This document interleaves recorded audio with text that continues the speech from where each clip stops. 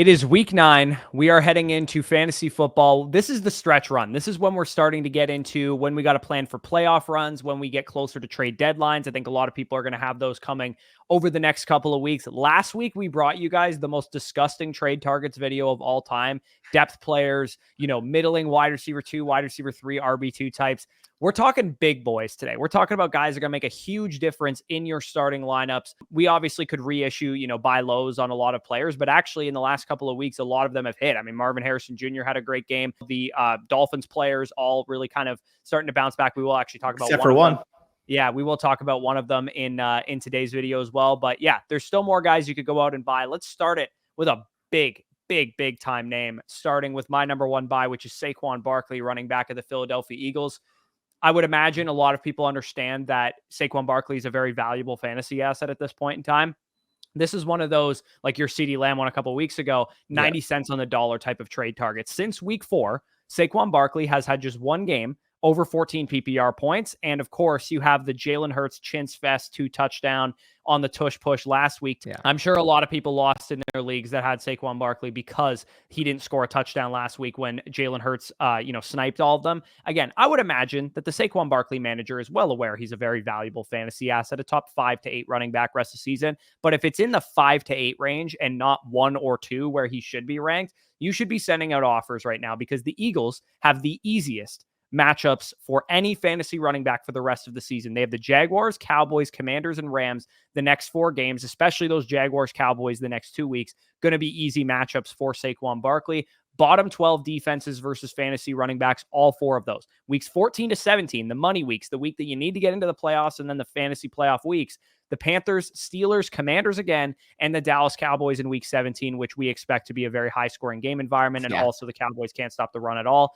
Saquon Barkley, again, if you cannot get him for less than, RB1, RB2 overall type of price tags, then obviously he's not a good trade target in your specific league format. But if J.K. Dobbins and Chris Olave is enough to get you to Saquon Barkley, if A.J. Brown plus is enough to get you to Saquon Barkley, if Garrett Wilson, Travis Kelce, or, Waddle, Andrews, and Hubbard are enough to get you to Saquon Barkley, he should be the type of trade target you go after. Again, 90 cents on the dollar is what we're talking about here. This is the time of the season where you take your James Cook, you take your Jahmyr Gibbs, you take somebody who's below Saquon Barkley's level and try and upgrade your starting lineup.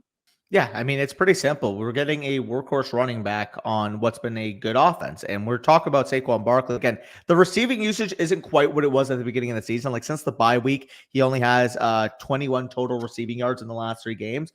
We know he's not going to be a receiving back.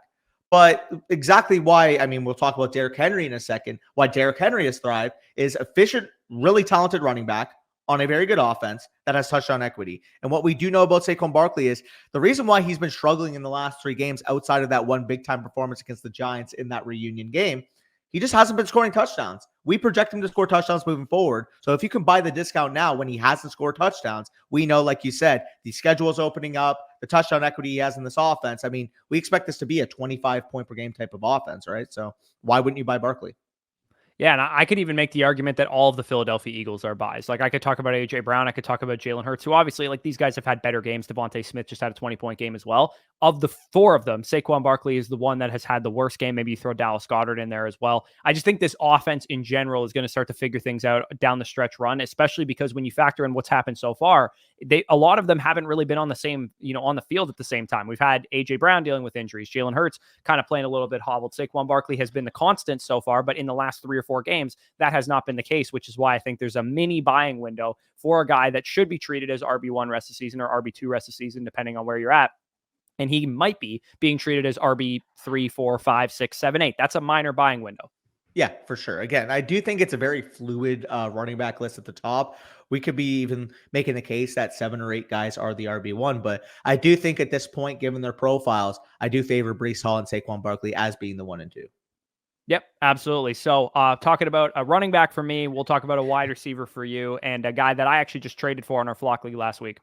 Yeah, and it's DJ Moore, wide receiver of the Chicago Bears. Now, unfortunately for you, I mean, actually it ended up working fortunately because you still put up 165 points. But the first game with DJ Moore, he didn't have the biggest stat line. Now, of course, Bears offense kind of struggled. Washington defense has actually been really solid in the last few weeks. And we did see this Bears passing attack really stumble out of the gates. However, when we do project moving forward, this is a 25% target share player on, yes, what's been an up and down offense, but that's kind of what we expect with a rookie quarterback. We did see what the highs looked like in the 2 weeks prior to the team's bye week. We're talking about the 5th easiest strength of schedule against wide receivers rest away for DJ Moore. Right now, he's on a low point. He's like the wide receiver 26 in points per game. But we've always known DJ Moore to be a streaky wide receiver. Every time this guy has a couple performances in a row of 4.7 PPR points and 6.8 PPR points, you know the 28.7 is coming sooner rather than later. That is the archetype of receiver DJ Moore is, in the sense that because of his yak ability, because of his ability at the high point, but when the offense is clicking at full capacity, he's already shown this year to have a high level ceiling. So right now, again, wide receiver 26 overall, may even be able to get him closer to mid wide receiver 3 prices because he wasn't good coming out of the bye. But I think he projects as a wide receiver 2 moving forward with the context of the schedule. Yeah, I mean, he finished as a wide receiver 1 last year with Justin Fields as his quarterback. This coming week, Arizona, New England, Green Bay, those are pretty easy matchups, good high-scoring game environments, potentially specifically with Arizona and Green Bay. And then the stretch run, man, like if Caleb Williams can turn it on down the stretch, which is kind of what we expect from a rookie quarterback. Apparently, I heard some quotes saying that they're putting a lot on his plate, so that would kind of lend itself towards the rookie quarterback getting better as the season goes along, because less and less on your plate is what happens by the time you're, week 14 of your rookie season. Minnesota, Detroit, San Francisco, Minnesota again. Detroit and Seattle. Again, those are a lot of offenses that can put up points, and the Vikings may be like a blitz happy team that can maybe disrupt a lot of things, but they are not very good against fantasy wide receivers. The Vikings, Detroit Lions, 4 of your next, 7 or 8 games that you play for the rest of the year, those are going to be some great game environments for DJ. Pass funnel defenses too. You talked about the Lions and the Vikings. What do they do very good on defense? Stop in the run. What have they not done so well across the year? Stop in the pass. So we do know the game environments. Again, DeAndre Swift has been obviously off to a hot start in the last few weeks, but we did see what it looked like in the weeks 1 to 4 area when DeAndre Swift couldn't run the football and this team was a pass happy team. So again, for me, it's very simple. When the offense is opening up, when the schedule is opening up, and when the rookie quarterback has more snaps under his belt, why wouldn't we trust this offense ascending moving forward? Yeah, again, the Cardinals game this week is a 44.5 over-under. Over-under, how many times are they going to be in a 45-point over-under game for the rest of the year? Patriots game, probably not so much. Not a very good, game environment on the other side of that ball with Drake May there. But Green Bay, Minnesota twice, Detroit twice, San Francisco, Seattle. Those are all going to be high-scoring games per Vegas. Yeah, 100%. So DJ Moore, again, wide receiver 2 in our rankings moving forward. He is my wide receiver 21 rest of the season. I did move him up a couple of spots, and I don't think that's a shared sentiment across the market. Yeah, I have him at 20 right now. And when I made the Garrett Wilson for DJ Moore trade with like the other stuff that was involved in it, part of the reason why I made the trade is because I had Wilson at 18 and DJ Moore at 20. So it wasn't like a huge difference between those guys. I was able to pocket an RB2. Calvin Ridley obviously helped me beat you this week. So yeah, feel pretty good about that trade. And DJ Moore, definitely a buy low that I would also sign off on. Speaking of which, and my Flock League team, I swear to God, I'm not bag defending here. Tank Dell is another buy here. Might seem obvious to a lot of people. I mean, but here's the other thing. He's only had 8.8 PPR points per game this season. He's wide receiver 55 in fantasy right now. So yes, the opposing manager who has Tank Dell is probably well aware that Stephon Diggs tore his ACL and the fact that Nico Collins is still out, but probably will be back in week 10. The reason I like Tank Dell as a good buy this week, and the reason I'm buying high on the news of Stephon Diggs. This is another psychological factor. Sorry to interrupt. Again, we do get some comments sometimes that we interrupt each other, but this is also a psychological factor. The other owner is going to be thinking in their head, he's only buying because of Stephon Diggs, but I actually know that Dell's been awful this year. So he actually thinks he's selling high on Diggs, but I'll let you, Dell, but I'll let you take it away with the rest of the argument, because that is the psychological factor you have to play in your league. When people think they're selling high and you're buying high in advance, it's going to be easier to make a deal. Yeah, and like Dell is still getting healthier after the leg surgery that he had last year. The new role that he's played since Stephon Diggs' arrival is not what he did in 2023. And a part of, I think, all of us with Tank Dell have been figuring out like what changed from last year to this year, where as a rookie, he produced 16.5 PPR points per game when he was on the field. He was so electric, so good downfield. The difference is that he's not being used downfield. He had a 14.3 ADOT, which was a top 12 mark as a rookie. This year, a 9.8 ADOT, screen merchant, bullshit usage, 65th amongst wide receivers. Dell has this wide receiver core to himself this week. Next week, Nico Collins, we expect to be back. The Lions, who can score, is the next matchup that they have after this week. The Texans won't just be able to run. Joe Mixon against the Jets, because the Jets are actually quite good against the run. The Lions next week, also quite good against the run. We should have, like I said, Nico Collins back on the field, Tank Dell operating, hopefully in more of a downfield role. And the Texans playoff matchups are all potential barn burners. You have the Dolphins, Chiefs, and Ravens, the 3 weeks of the Texans playoffs there, and the Chiefs, Ravens, and Dolphins all can score up points there. You want Texans on your team for the stretch run. Again, similar to what I said with Saquon Barkley, you could make the argument that everybody on the Houston Texans is a buy low. You could buy low on CJ Stroud. You could buy low on Joe Mixon, or I guess buy high on Joe Mixon. You could buy low on Nico Collins coming off of the injury. Dell is the one, to me, that is the best buy for value. But if it also goes without saying, like, if you're 7-1, you're 8-0, you're 6-2, and you want to buy Nico Collins as well, he's definitely also a very good buy. And I think Nico is the biggest factor in this. People are going to think, oh, Nico coming back, more target competition for Dell. Like, that's awful. It's like, well, no. How good did the offense look when Nico Collins was on the field? And how bad does it look since he's gotten hurt?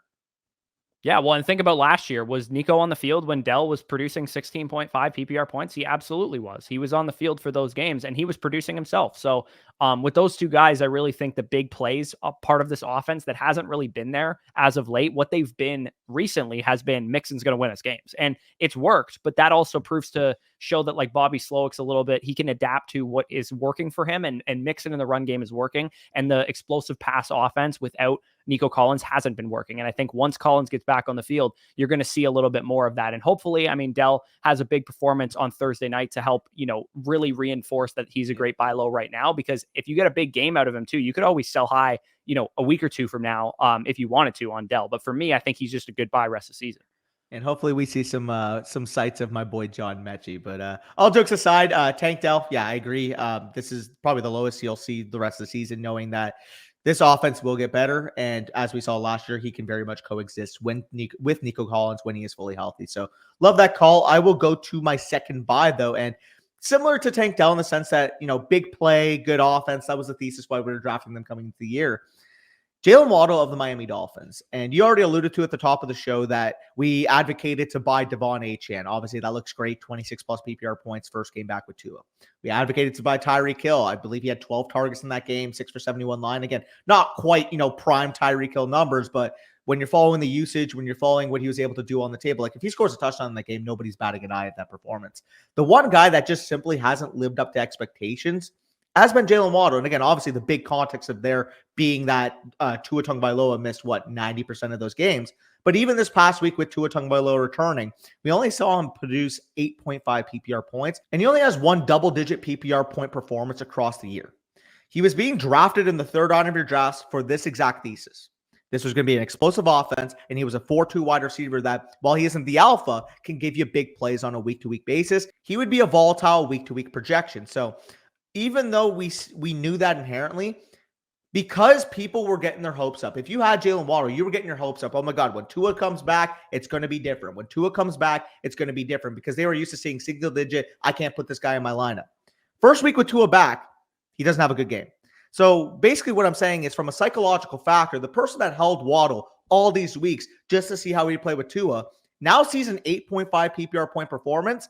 They're going to be thinking, okay, I drafted a bust in the third round. I need to get off this guy. It's clear as day that Tyreek Hill's the number one. Devon Achane's going to get his touches out of the backfield, and Waddle is the third option in this offense.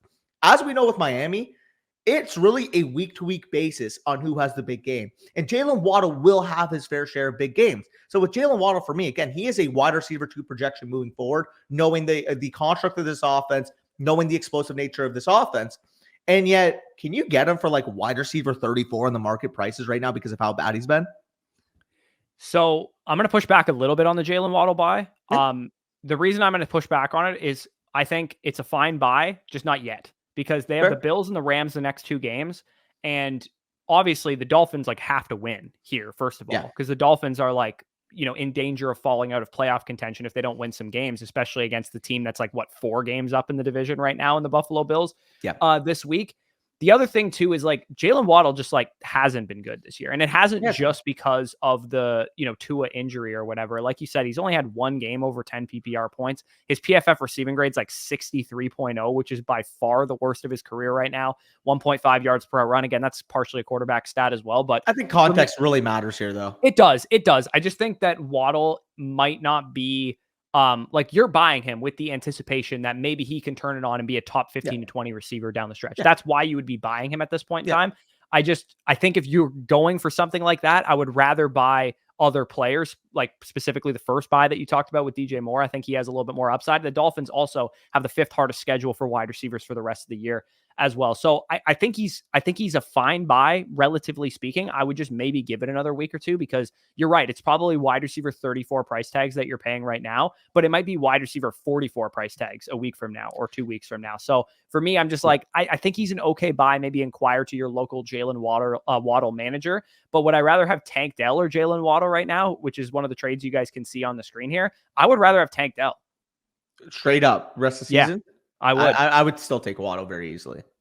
Yeah, I think there's like an amalgamation of guys like this, though, like Jaylen Waddle, Jamison Williams, Jackson Smith and Jigba, Jordan Addison, guys who are like, yeah, we could see these guys producing at a high level. And I think you could make the argument that of all of them, Jaylen Waddle has the best career resume and, history of producing at that kind of level. Like I said, I think next week, I think we might be revisiting this again on Jaylen Waddle. That's where I'm at with it.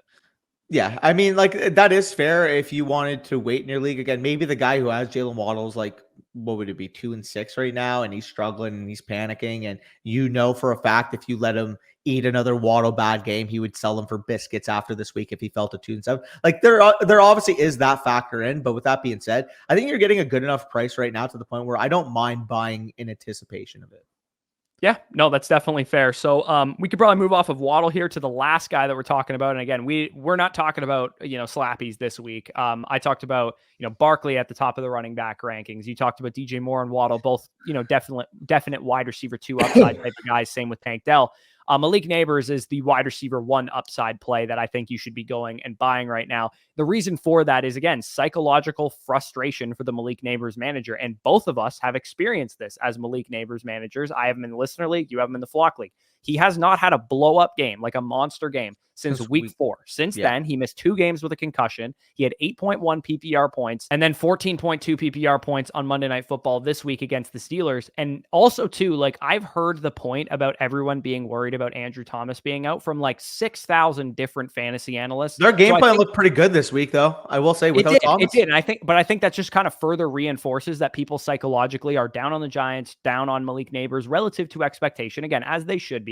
The Giants offense doesn't look great. Well, we knew the draw of this with Malik Nabers coming in. What did me and Danny scream from the mountaintops all summer long? It's that Malik Nabers might be just so good that none of this matters. And that was evident by the end of September, that Malik Nabers was just that good. He was a transcendent talent who could overrule situational drawbacks of quarterback play, offensive line play, coaching, whatever. And I actually think Brian Daboll is a good coach. And I think if the Giants fire him, they're doing themselves a huge disservice. I'll take him. He is.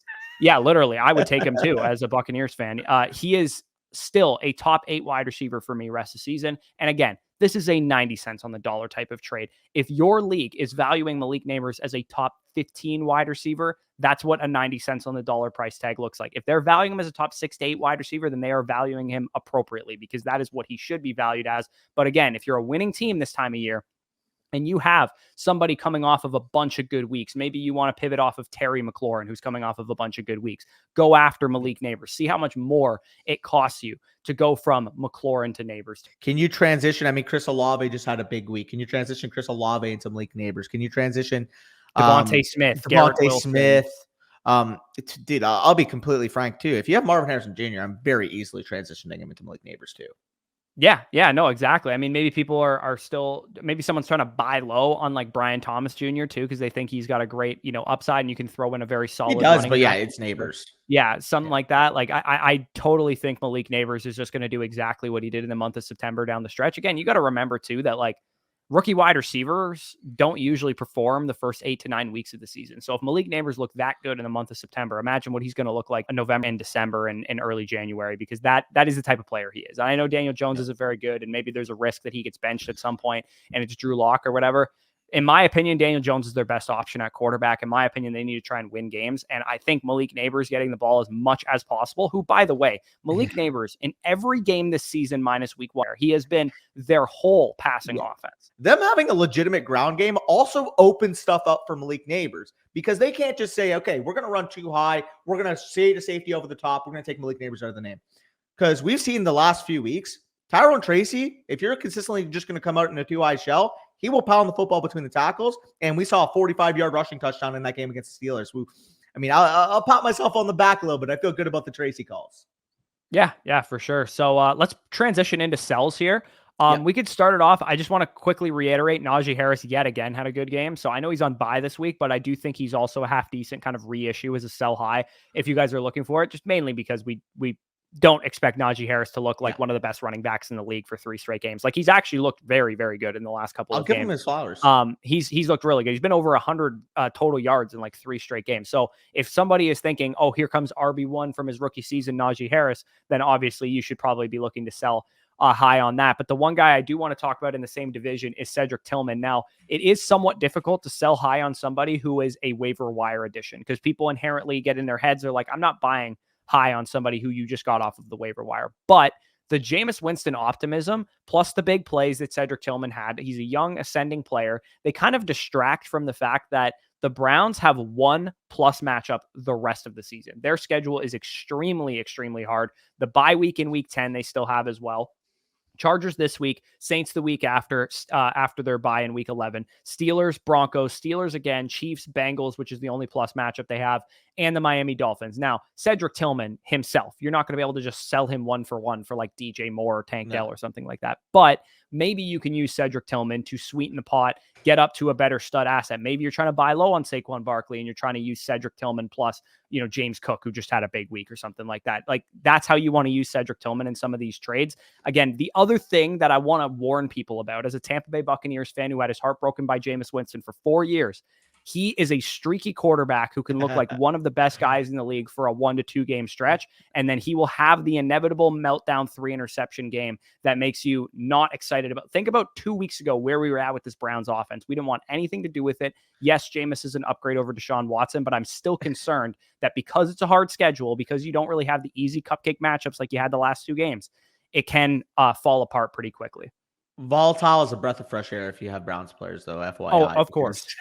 I would rather have the ceiling games than no ceiling games what we saw with Deshaun Watson. I will fight back a little bit. Again, if you can use Tillman to make a consolidation deal because you picked him off of waivers, maybe it costs you $15 of your waiver budget, and then you can contextualize it. I'm giving James Cook plus $15 that I spent on Tillman, and I'm upgrading to Saquon Barkley. Like, if you can make those type of deals, obviously you're doing it every time. If you're just selling Cedric Tillman for like another low-end wide receiver 3, high-end wide receiver 4 projection, or maybe a back-end RB2, high-end RB3 projection, at that point, it's just like he's shown a level of target commanding ability. He is the clear big-bodied wide receiver in that room that can play the X wide receiver position. And we know he's going to play in every single 2 wide receiver snap situations. On top of that, we did see 41 passing attempts from Winston in this game. And although he is volatile, even when he's throwing picks, 2, 3, 4 picks, some quarterbacks, when they throw 2, 3, 4 picks, they shell up and they're scared to stretch the field. Jameis Winston could throw a pick the drive before and then go back the next drive and throw a 70-yard bomb for a touchdown. Oh, you don't have to convince me of that. I saw it for 4 years.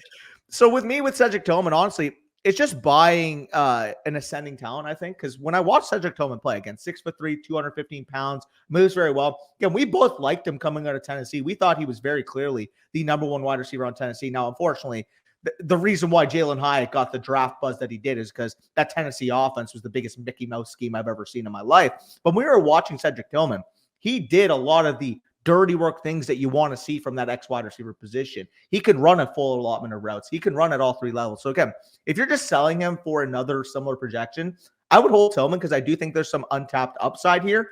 But if you can use him in a consolidation deal, again, I'm never going to turn that down. Yeah, and I also think he's worthwhile to use for like better projections late in the season who have like better schedules, for example. Like I already talked about Tank Dell and those type of guys. Obviously, if you can get up to those guys, that would be great. But like if you're in need of running back talent and you need, you want to go after Nick Chubb or Jonathan Brooks using Cedric Tillman, I think that would also make some sense there as well. You probably won't like this take, but the easiest strength of schedule wise in the entire league for any wide receiver is Calvin Ridley's. And I think Calvin Ridley makes more sense. You can't take Tillman over Ridley. I have both of them. So this is a very easy way for me to know I'm not being biased right now. Cedric Tillman has a way worse schedule than Ridley does. I get that, but I mean, have you watched the Titans offense play football? I have, but I also watched them only throw to Calvin Ridley for an entire half of football because he's their only good wide receiver. And I mean, that's been great for what, 2 of the 8 games they've played this year? Yeah, no, that's definitely fair. Again, this is here's the reality of the situation. In sharp leagues, are people going to be running to buy Cedric Tillman anyways? Probably not, because he just came off of the waiver wire, and most sharp players aren't going to be after a guy like that to begin with. But I think he's an interesting consolidation sell, as we kind of pointed out throughout this argument. So I'll let you get into your sell, and then we also have a combined guy that we both think is a pretty decent sell, which is just like the most FSC of all FSC sells. And I know we're going to get some hate for it, but my sell is going to be David Montgomery. Again, this might actually get some hate too, because people are like, oh, of course you guys love Jahmyr Gibbs. You guys always hate on David Montgomery. You call him a plot of this. David Montgomery is a fine asset. Like, if you drafted him in the 7th round, 8th round of your drafts, like, he pays off, man. He's a strong projection to be a back-end RB2 rest of the season. But at this point, given the production he's shown, he's not being valued as a back-end running back to the rest of the season. He's being valued closer to a, RB15, RB16 level price tag. And the reason why I'm hesitant to ranking him up there is, in the last 2 weeks, Jahmyr Gibbs has really taken a ton of usage in this backfield. I actually put the comparison over on Fantasy Life, but you guys can see Jahmyr Gibbs out-snapping him, more rushing attempts, more routes, more targets, fantasy points per game, 26.15 to Dave Montgomery's 11.96. And the reason why I'm saying, okay, week 7 and 8, this is what we're seeing, this trend. Why is that relevant? What happened week 7 on last year? That was actually one of the main pros for why I wanted to draft Jahmyr Gibbs in this offseason. Week 7 on, Jahmyr Gibbs averaged over 19 PPR points per game. And when you take the split of David Montgomery's season last year in the first 6 games versus week 10 on, in the first 6 games before he left early with injury in week 6, 20.45 points per game in those healthy games. Week 10 on, 13.76 PPR points per game. I think we see a similar trend moving forward.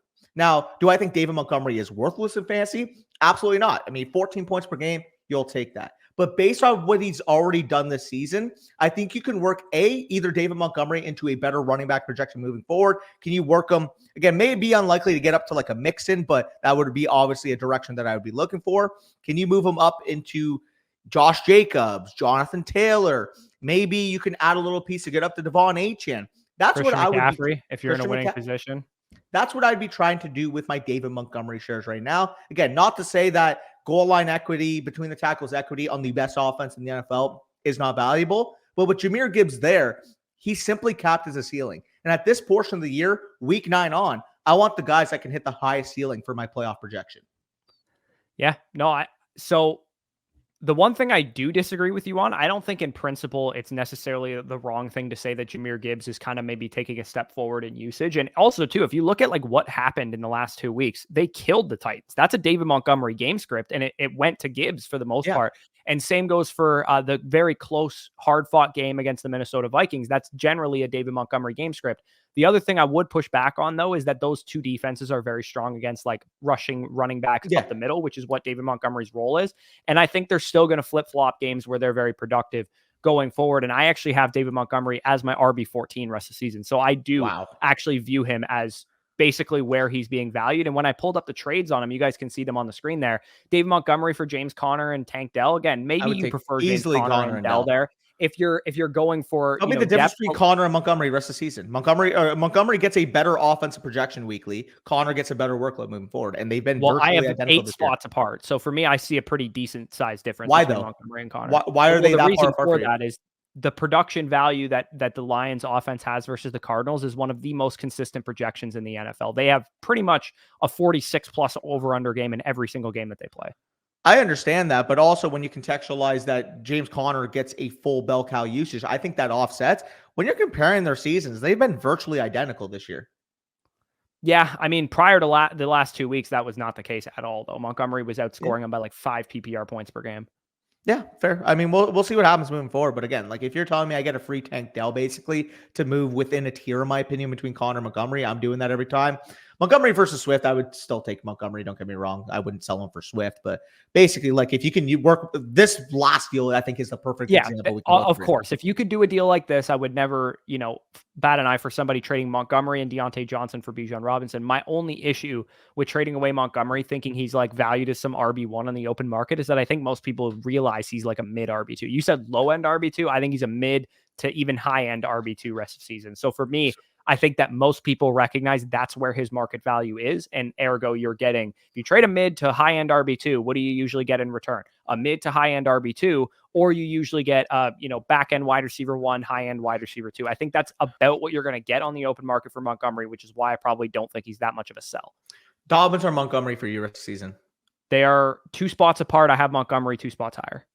I think that would be the difference. So again, low end may have been a little bit of a stretch. I have him at 17 rest of the season. So he's a mid RB2 for you. And again, Montgomery versus, Jones and Dobbins and Jacobs and B-Rob. I think it's, we'll talk about the running back 1 landscape where like pretty much from like 1 to 11 or 1 to 10 or 1 to 9, you could really make the argument that anybody is RB1 overall rest of season in fantasy. I think there's like a subset of high-end RB2s that are all very similar as well. For sure. Again, no disrespect to Montgomery, but with that being said, I do think he's a pretty capped asset. I mean, again, is cap the worst thing in the world? No, but when I can use him to go up to an uncapped ceiling moving forward, you have to do your due diligence. Yeah, I think if the way I look at it is Montgomery, Aaron Jones, J.K. Dobbins, Josh Jacobs, those guys are all similar in a vacuum right now. But if Gibbs went down, Montgomery would be a top 5 running back, and those other guys don't have that range of outcomes. Yeah, I mean, that's fair. Again, I would prefer all those guys on a week-to-week projection moving forward. Obviously, there is a caveat if Gibbs were to go down, but just knowing what we know right now, I don't think he has the weekly ceiling of those guys moving forward. I don't. Yeah, I mean, his weekly ceiling is always 2 rushing touchdowns, and I feel like he's got 2 or 3 of those left in the bank for the rest of the season. I've been the Montgomery apologist his entire career. He's been one of my, I wasn't super in on him this season, but for the most part, I've been pretty much in on him at his price tag every year, and I think he's probably adequately valued right now. The one name that we do still have to talk about that will get us some hate in the comment section, I encourage you to please hear us out here first, is Derrick Henry. Derrick Henry to me is still a sell high. The reason for that is because he is. How are you selling a future Hall of Famer, man? What are you doing? He's on the Ravens, bro. I know he's on the Ravens, and he's currently the RB1 in fantasy on one of the best teams in the NFL, and he's playing at a very high level. So in no way am I suggesting that he'll be bad rest of season or that he'll be a bust rest of season. What I'm saying is this. He doesn't have a single plus matchup for the rest of the season in adjusted fantasy points allowed. They have the Broncos, the Bengals, the Steelers, the Chargers, the Eagles, a bye week still, the Giants, the Steelers again, and the Texans. The defenses that they're going up against are going to be, and of course, everybody's doing this when they play the Ravens, but they're all good run defenses honing in on stopping Derrick Henry. We already know that he doesn't catch passes very much. We've been saying this for 10 years now. It is the single hardest schedule among all fantasy running backs. And on top of that, you have 2 other factors that go into the equation with why I think Derrick Henry's a half decent sell high. Like I said, he is RB1 overall in fantasy right now, which means you should be able to get any running back in fantasy for him, or at least very close to any running back in fantasy for him. And again, if you play in full PPR leagues, that definitely is going to factor in, specifically with a guy like Saquon, who I talked about at the beginning of the video. Keaton Mitchell is coming back probably next week, if not the week after. That might impact his workload a little bit, maybe not by much, but it's a factor. Derrick Henry is older, has a shit ton of touches under his belt. At what point in the year, if I had a gun to your head right now, would you want Derrick Henry? The start of the season or the end of the season? Again, some people might argue, he's so good in the winter and the great conditions and all that kind of stuff. When you got an old running back with a lot of touches under his belt, I want him at the start of the season, which is where we're coming out of, moving into the stretch run. He is my RB9 rest of season. He's still elite. I'm still eating an L on my Derrick Henry takes by saying this. I could sell him, though, for literally any running back in fantasy. You want Breece Hall for him? It's probably doable. You want Saquon for him? It's probably doable. Kyren Williams, Achane, Bijan, Mixon, Walker, whoever you want to go after, Derrick Henry can probably get you there 1 for 1. If not, you can get that other player plus. Yeah, it's so tricky with Henry. Again, people are going to say, oh, my God, wait, you said you had him RB9 or 6. When we're looking at the running back landscape, I think the top 9 can legitimately be organized any order you want. Now, obviously, I think Breece and Saquon are like my clear 1 and 2 moving forward. But like Mixon, Gibbs, Bijan, Kyren, Kenneth Walker, Devon Achane, Derrick Henry, you want to rank those guys in any order, and you want to say, you know what, Derrick Henry's averaging 6.52 yards per carry in the best offense in the NFL, or not best offense, but top 5% offense in the NFL with the Baltimore Ravens. I don't blame you. However, like Corey said, Keaton Mitchell's coming back. We saw him be a legitimate 8.4 yards per carry running back, 32 missed tackles forced rate last year prior to that ACL injury. Now, obviously, there is risk coming off the knee injury. Does he look as explosive as last year? Sure. It's just bringing up that there is a potential risk that it's not just Justice Hill in his competition for backfield touches, because we did see Keaton Mitchell be efficient last year. Top of that, like you said, the schedule. It's really just, for me, the running back landscape is so close that if I can get off a riskier projection with an older running back that doesn't catch passes with Derrick Henry, and like I said, transition him into, I think you can even get like Kyron Williams plus or Devon Achane plus or Bijan Robinson plus for Derrick Henry right now, and I'd be willing to do that every single time. Yeah, exactly. If we had 9 assets that were very similar in value, and I have Christian McCaffrey inside my top 9 right now as well. He's part of that group for me as well. Who do you have out of it, out of the guys I mentioned? Gibbs, probably. Oh yeah, you gotta rate. I have him at 10. He's my RB 10. I also have I think with Flacco too, you can make the argument that JT belongs in this territory as well. But regardless, there's a lot of very good running backs in fantasy right now, and they all kind of blend together. So whoever's at the top of the food chain, which is probably Derrick Henry right now, then you should be maybe looking to tier down from those players. Now, this also applies specifically to PPR formats, because if you're in a standard or half PPR league, Derrick Henry is going to have a little bit more value in that type of format. But yeah, dude, if I can get a guy who is equally very elite, like Saquon Barkley, who also catches more passes than Derrick Henry and has an easier schedule, then why would I do that? Yeah, and I mean, similar. I mean, we were just talking about the efficiency for Derrick Henry. And by the way, I do think you have to raise Gibbs. Jahmyr Gibbs since week 1. So week 1, very, inefficient game, 3.64 yards per carry. In weeks 2 to 8 since then in this offense, again, keep in mind, that's between 40 to 60% of the snaps basically every game. 6.46, 5.19, 5.57, 5.25, 7.73, 11.55. So it's like, even though you think in your head, oh my God, I'm downgrading from Henry to Gibbs, it's like, well, you're getting a younger running back in a better projectable offense moving forward with more receiving upside. That's how I view it. Yeah, I mean, my question to you is, who the hell am I going to put Gibbs ahead of? I think they're all really good projections. I have my RB4 rest of the season, so whoever you have to. Okay, so for me, I wouldn't be able to, and we'll just quickly wrap this conversation up, but I wouldn't put him ahead of Bijan. I wouldn't put him ahead of Kyron for sure. Kyron's basically Gibbs, except with a way better workload. Devon Achane and Gibbs are quite similar. If you wanted to favor the Lions offense, I understand that, but Achane is a little bit more of a workload, and he's very efficient. Of course, we know that with Devon Achane. Kenneth Walker versus Gibbs, I just moved him ahead of Kenneth Walker. I think that's a very fair discussion, but Kenneth Walker's been playing at a really, really high level and has a better workload than Gibbs as well. Again, I concede on Christian McCaffrey. You want one of these running backs. You want one of these. You want one of them. Yeah. Like from RB1, who right now I have is Breece Hall, and Saquon Barkley's right on his tail there, to even RB12, 13, like James Cook, Jonathan Taylor, and Alvin Kamara are also kind of in that discussion for me as like, maybe they're a tick behind the other 10 guys.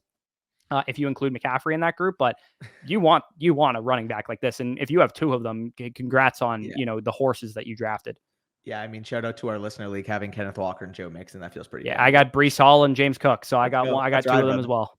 Hey, dude, hopefully we see each other in the championship, because I will say at this point, just looking at the rosters, I feel very confident in both of our teams making very far. Also, the craziest thing is that my Bush League Best Ball Dynasty team has 4 of these guys. I have Bijan, Kyron, Achane, and Walker, and Rashad White also. Hey, that's cute. We'll go to the listener league where I have Kyron Williams, Saquon Barkley, Breece Hall, and Jahmyr Gibbs.